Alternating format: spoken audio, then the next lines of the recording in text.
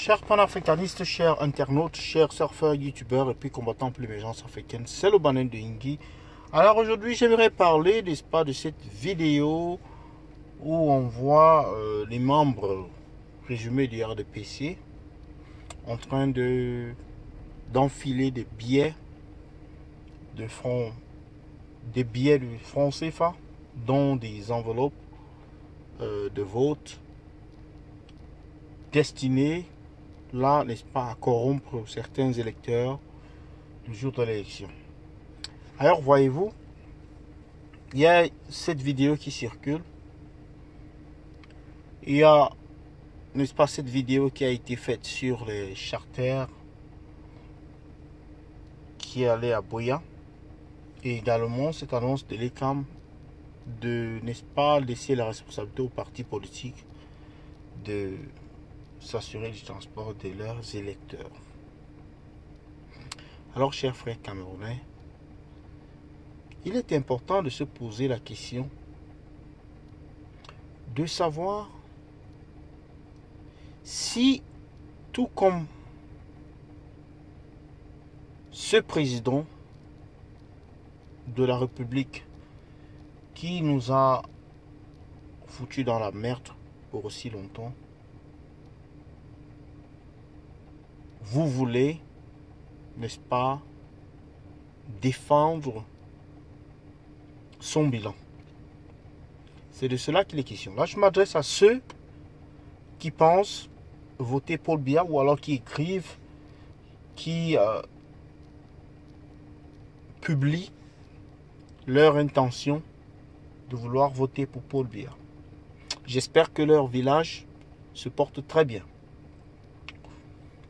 J'espère que dans leur village, il y a de l'électricité, il y a de l'eau. Mais pourquoi pensez-vous que le village doit rester le village, en fait?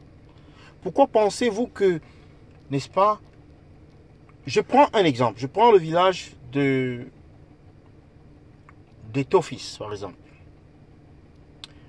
Moi, j'ai fréquenté là-bas, j'ai fait mes études là-bas jusqu'en classe de seconde. Et le lycée de Ngambé était un lycée de référence quand même.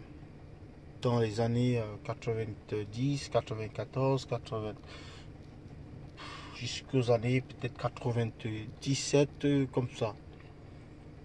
Mais aujourd'hui, ce lycée qui avait avant 1000 élèves n'en a que 200. Environ 200, 300, entre 200 et 300 élèves ces dernières années. Un lycée qui est plongé dans un délabrement très avancé, manque de professeurs, manque d'infrastructures. Et cette ville de Ngambé, jadis, n'est-ce pas, pleine de vie et pleine d'ambiance, pleine d'humanité et de personnes qui avaient un avenir, mais qui allaient au reculon. Pour cause, manque de route. À cause du manque de route, toutes les personnes se sont déportées vers la ville. C'est l'exode rural. L'exode rural, c'est l'un des héritages les plus pertinents, ou alors les plus remarquables du régime Biya. L'exode rural, c'est la politique, c'est-à-dire que la démonstration de l'échec de la politique du RDPC. Les jeunes Camerounais qui se retrouvent dans des zones qualifiées de villageoises, reculées,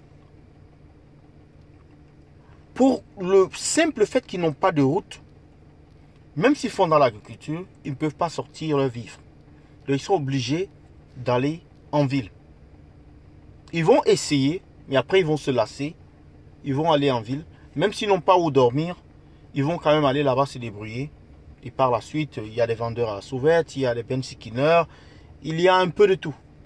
Pour les femmes, il y a quelques vendeuses et puis il y a certaines qui se lancent dans la prostitution, ainsi de suite. Mais est-ce donc l'avenir que nous voulons pour nos enfants? C'est la question qu'on doit se poser. Est-ce que c'est ce que nous voudrons, que nous, allons léguer à nos enfants. Ce n'est pas quand même possible de continuer et de persévérer dans la bêtise. On a une opportunité, c'est de faire changer les choses. On a une opportunité, c'est de dire non au clientélisme. Si vous n'êtes pas du RDPC, vous ne pouvez pas avoir du boulot. Aujourd'hui, on doit arrêter ce système. Ce système qui veut dire que tant que vous n'êtes pas du RDPC, vous n'avez droit à rien. Donc, même pour avoir le boulot, il faut que vous soyez du RDPC. Même pour avoir, je ne sais pas, des soins de santé, il faut que vous soyez du RDPC. Même pour avoir, je ne sais pas, une bourse, il faut que vous soyez du RDPC. Même pour avoir une exonération en impôt, il faut que vous soyez du RDPC. Ça doit s'arrêter. Et vous avez jusqu'au 7 octobre pour arrêter cela.